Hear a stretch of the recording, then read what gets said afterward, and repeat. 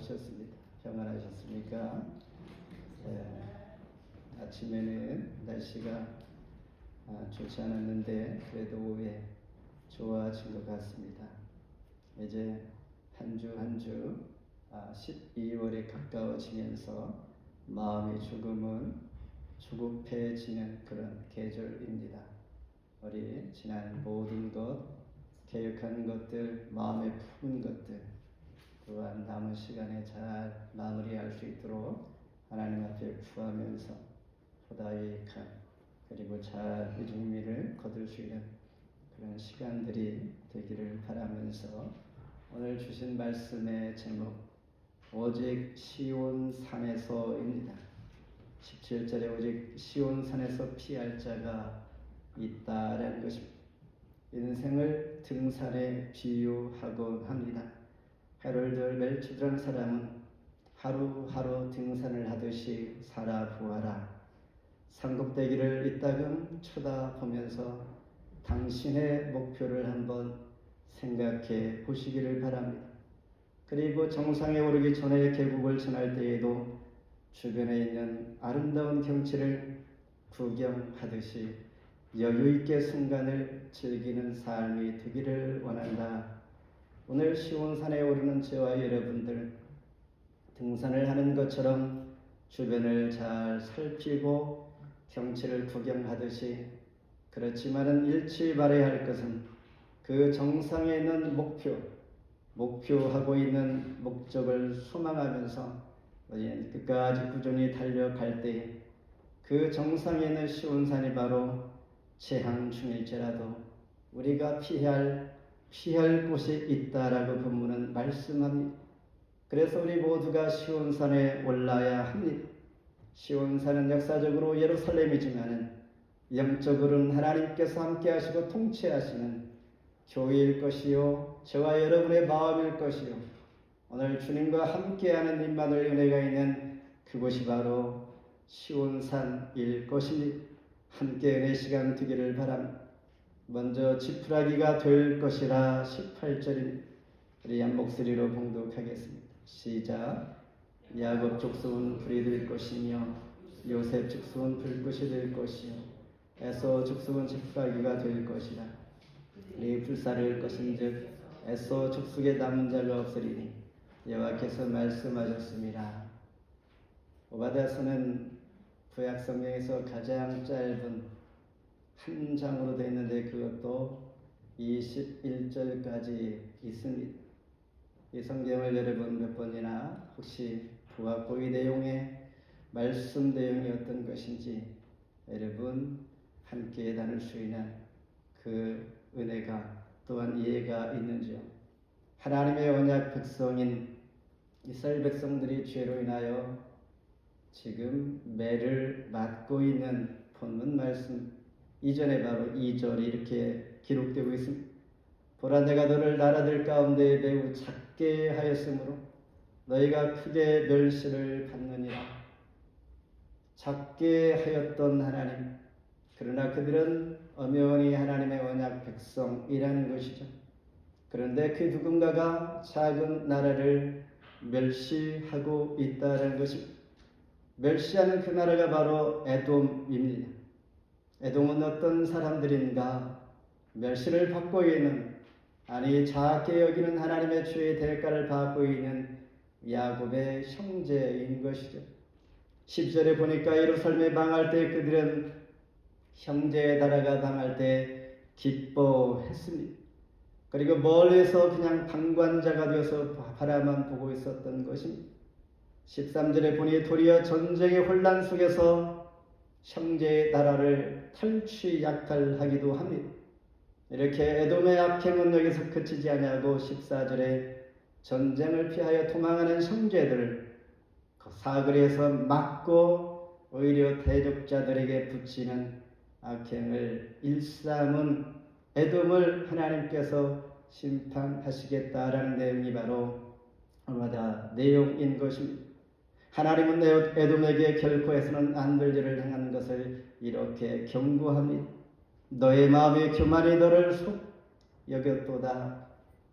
바위 틈에 거주하며 높은 곳에 사는 자여, 너희가 마음에 이르기를 누가 등이 나를 땅에 끌어내리겠느냐 하니, 아마도 에돔은 요새에 살고 있기에 그 누구도 우리를 끌어낼 수가 없고 우리는 안전하고 모든 상황과 형편 가운데 매우 보호를 받고 안전하다 생각하는 이들을 향하여 하나님은 너희가 정말 교만하다라고 말씀하면서 경고하고 있는 것입니다. 역사적 배경은 이삭의 두 아들이 있었죠. 바로 에서와 야곱입니다. 이 둘은 쌍둥이입니다. 그런데 나기도 전에 이미 태중에서 서로 다툼으로 시작이 됩니다. 그리고 나서 형 에서는 팥죽 한 그릇의 장자의 권리를 그의 동생 야곱에게 풀고 이 둘의 관계는 적대 관계로 발전하면서 나쁜 관계는 자손들까지 계속 이어집니다. 야곱, 이스라엘, 에서, 에돔과의 전쟁은 이런 기술을 쭉 읽고 역대기서를 읽어보면 계속하여 형제의 나라가 싸우는 것을 보게 됩니다. 심지어 신약시대 예수님 당시에도 그렇습니다. 당시 이스라엘 왕은 헤롯이었습니다.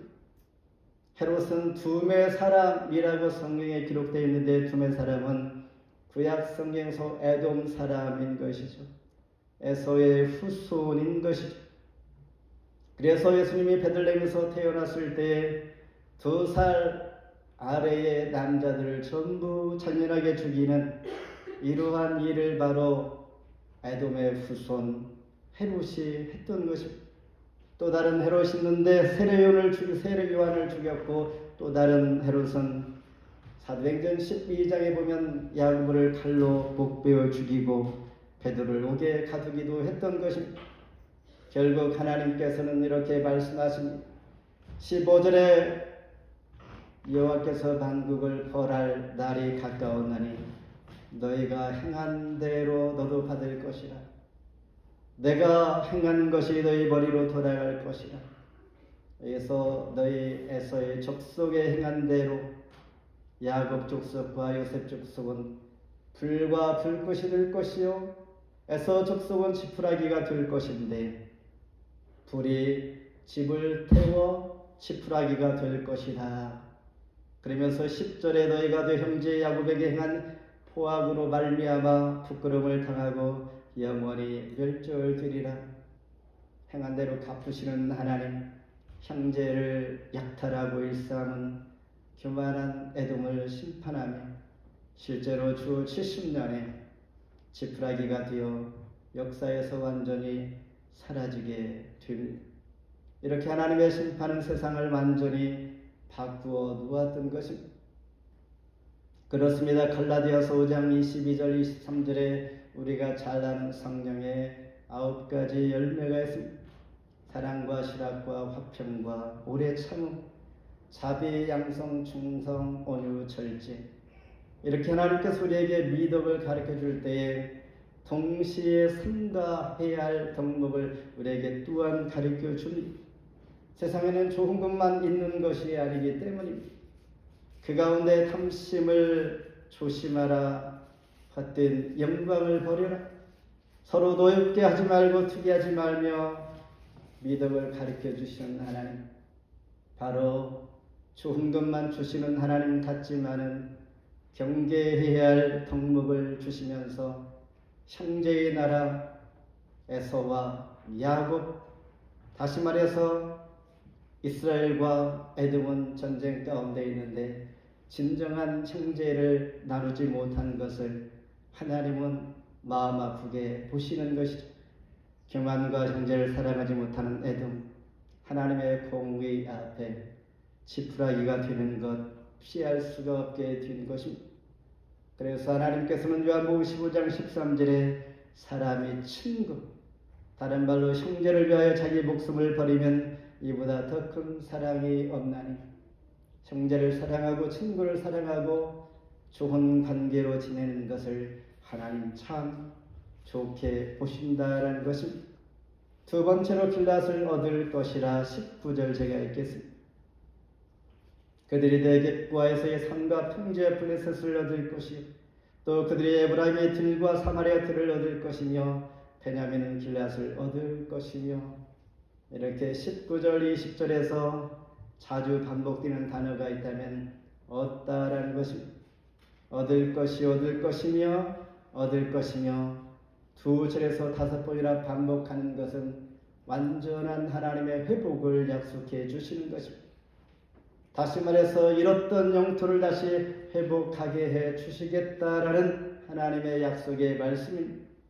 이 앞서서 15, 16절에 열방에 대한 심판이 있다면 19, 19절은 19, 20절은 이스라엘이 잃어버린 동서남북 모든 영토를 완전히 회복시켜 줄 것이다 라는 것입니다. 이 약속의 말씀은 바사크레스 왕 때에 이스라엘 백성들이 포로가 되었을 때에 포로 귀환하게 하여서 이스라엘 고토로 돌아가 다시 성전을 짓고 조국을 찾아 회복하게 하시는 그의 소망을 얻게 주시는 것이죠. 특별히 19, 20절에서 남쪽 사람은 에서의 산을 얻고 서쪽 사람은 블레셋을 얻고 북쪽 사람은 에브라임을 얻고 동쪽 사람들은 길앗을 얻을 것이라. 남쪽, 서쪽, 북쪽, 동쪽 모두를 다 얻게 하시는 하나님의 약속의 말씀입니다. 20절에 보면 사르밧과 스바랏에 있는 자들은 네겝의 성읍들을 얻을 것이라. 이렇게 구체적으로 동네의 이름까지 지명하면서 말씀하시는 것은 하나님께서 그와 같이 특별하게 매우 세심하게 분명히 약속해 주시면서 틀림없이 성취해 나아갈 것이다 라는 말씀입니다. 이 약속의 말씀을 신실하게 믿는 저와 여러분은 상황이 때로는 어렵기도 하고 여건이 불가능해 보일지라도 악조건 속에서도 아브라함과 열조들이 하나님과 맺은 언약을 반드시 시대가 지날지라도 이루어 가신다라는 말씀입니다. 이 말씀은 창세기 28장 14절에 시작이 됩니다. 너의 자손이 땅에 티끌같이 되어 너희가 서쪽과 동쪽과 북쪽과 남쪽으로 퍼져 나갈지며 땅에 모든 족속이 너와 네 자손으로 말미암아 복을 받으리라. 그렇다면 회복하는 자들은 누구일까라는 것입니다. 남은 자들입니다. 이사야 10장 20절에 그날에 있을 남은 자와 야곱 족속이 피난한 자들이 다시는 자기를 친자를 의지하지 아니하고 이스라엘의 거룩하신 여호와를 진실하게 의지하는 자들이다. 세월이 지날지라도 하나님 믿음 잃지 않고 믿음으로 살아가는 자들, 남은 자들이 회복되어질 것이다 라는 것입니다. 그렇습니다. 길앗을 얻게 하시는 하나님은 영원 처음부터 구원 주식으로 택한 백성들, 남은 자들에게 궁극적으로 회복과 승리를 약속해 주시는 것입니다. 오바다에서의 한마디로 줄인다면 말라기 1장 2, 3절인데 여호와께서 가라사대 내가 너희를 사랑하였노라.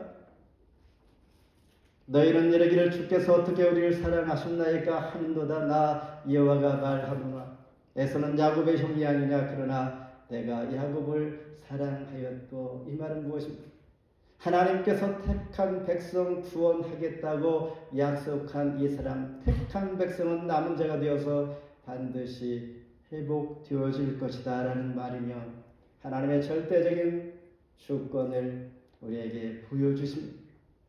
그러니 구원받은 자들에게는 하나님 안에서 진정한 소망이 있습니다. 십자가를 지는 삶 당장은 손해보는 것 같으나 그것이 자신은 물론 다른 사람을 살리는 길이다라는 것입니다. 따라서 우리 삶의 우선순위를 하나님 앞에 늘 두고 살아갈 때 반드시 다시 얻게 하는 회복의 은혜를 주실 줄 믿는 것입니다. 마지막으로 시온산에 올라가라. 21절 끝절입니다. 시작. 구원받는 자들이 시온산에 올라가서 에서의 산을 심판하리니 나라가 여호와께 속하리라. 하와이에 가면 흔히 볼 수 있는 것 중 하나는 귀에 꽃을 꽂은 여성들을 많이 볼 수 있다고 합니다. 저는 하회에 가지는 않았지만 오른쪽 귀에 꽃을 꽂으면 싱글 미혼이라는 신호요. 그리고 왼쪽 귀에 꽃을 꽂으면 테이큰 즉 임자가 있는 사람이라는 표시라고 합니다. 이처럼 오늘 본문 말씀에서 성도가 여호와께 속하기 위해서는 어느 산에 오를 것인가 선택하는 것입니다. 오른쪽에 꽂을 것인가 왼쪽에 꽂을 것인가 하나님께서 선택하라 시온산에 올라가라 말씀합니다. 오바댜서는 에돔에 대한 경고의 말씀을 할 때에 1장 1절에 이렇게 시작합니다. 오바댜의 묵시라 주 여호와께서 에돔에 대하여 이와 같이 말씀하시니 우리가 여호와께로 말미암아 소식을 들었나니 곧 사자가 나라들 가운데서 보내심을 받고 이르기를 너희는 일어날지어다 우리가 일어나서 그와 싸우자 하는 것입니다. 하나님께서 열국을 다 불러 모아 시온산에 오르게 합니다. 이제 싸워야 할 때가 되었다라는 것입니다. 언약 백성을 괴롭히는 그들과 함께 힘을 모아서 싸우자라고 부르는 것입니다. 이렇게 오늘 본문 마지막 21절은 첫 절 1절과 연결이 돼 있는 것입니다. 하나님께서 택한 백성을 구원하기 위하여 이스라엘 모든 족속들을 부르시고 그들을 구원 요청을 하는 내용입니다. 괴롭히는 에돔을 심판하기 위해서 시온산에 다 이제 모였습니다. 시온산은 다윗이 나라를 세우고 33년 동안 통치한 곳입니다. 그곳에 솔로몬은 예루살렘 성전을 건축한 것이죠. 그전 1000년 전에 가면 아브라함이 100세 때에 그에게 주신 독자 하나님께서 바치라 하실 때 이삭을 모리아 산까지 가서 제물로 드리려고 했던 그 자리인 것입니다. 아브라함이 순종하여 천하 만민이 복을 받게 될 것이라고 하나님이 약속해 주십니다. 신약시대에는 예수님이 이 시온산에서 십자가에 못 박혀 돌아가셨습니다. 그리고 부활 승천하셨으며 다시 만왕의 왕으로 오실 그 자리 시온산 주님께서 도적같이 재림할 것인데 그곳으로 다 올라가라 말씀합니다. 역사의 소용돌이 속에서 이스라엘 백성은 여호와산에서 복을 받고 구하며 새심을 얻고 지금까지 온 그 역사의 시온산 여호와산 아무나 오르지 못합니다. 시편 24편 3, 4절에 이렇게 말합니다. 여호와의 산에 오를 자가 누구며 그 거룩한 곳에 설 자가 누구인가. 그 손이 깨끗한 자가 오를 것이요 마음이 청결한 자가 오를 것이요 거짓 맹세하지 아니하는 자가 그 산에 오를 것이다 라고 아무나 오를 수 없음을 또한 말씀하면서 다른 말로 거짓 맹세하지 않고 손을 깨끗이 하여서 마음을 청결하게 하여서 하나님께서 부르시는 그 산에 오르자라는 것입니다. 이유는 그 산에 피할 길이 있기 때문입니다. 그 산에 오르면 십자가가 보이기 때문입니다. 그 산에 오르면 침묵하시지도 않고 잠잠하시지도 않으시는 구원의 하나님을 만날 수 있기 때문입니다. 말씀을 맺습니다. 에돔이 번영할 때에 하나님의 약속의 언약의 백성을 괴롭히는 에돔이 번역할 때에 어쩌면 경건한 사람들이 왜 사악한 사람들을 저렇게 번성하게 돼둘까라고 질문하면서 억울함을 토했을지도 모릅니다.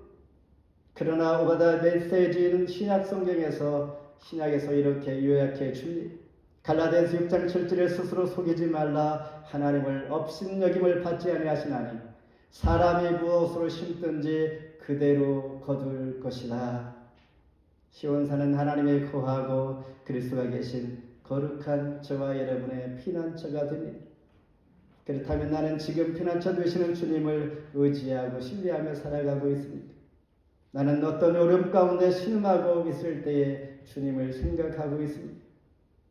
어쩌면 나도 에돔과 같이 다를 바가 없는 삶을 살았던 사람들입니다. 형제를 괴롭히고 힘들게 했고 조롱했던 그 모습들 나의 모습일 수도 있는 것이죠. 그렇다면 하나님께서 너의 행한 대로 내가 심판할 것이다. 마땅히 심판받아. 에돔과 다를 바가 없는 우리 모두. 그러나 하나님께서는 회개할 때에 나를 불쌍히 여겨서 시온산이 되시는 예수님을 통해 피할 길을 열어주시고 용서와 사랑으로 감싸주실 뿐만 아니라 요한복음 4장 14절에서 내게 오는 자 내게 주는 물을 마시며 영원히 목마르지 아니할 것이요 내가 주는 물은 그 속에서 영생하도록 솟아나는 샘물이 될 것이다 약속해 주신 이 은혜 가운데 시온산에 오르는 것 지형적으로 예루살렘이지만 하나님의 통치 가운데 있는 나의 구주로 하나님의 아들 되시고 메시아 되시는 고백하는 저와 여러분의 마음 가운데 진정한 시온산 피할 길이 있는 것입니다. 한 주간도 주 안에서 피할 수 있는 그 은혜와 자비를 구하면서 평안한 한 주간 되기를 주의 이름으로 축복합니다. 기도합니다.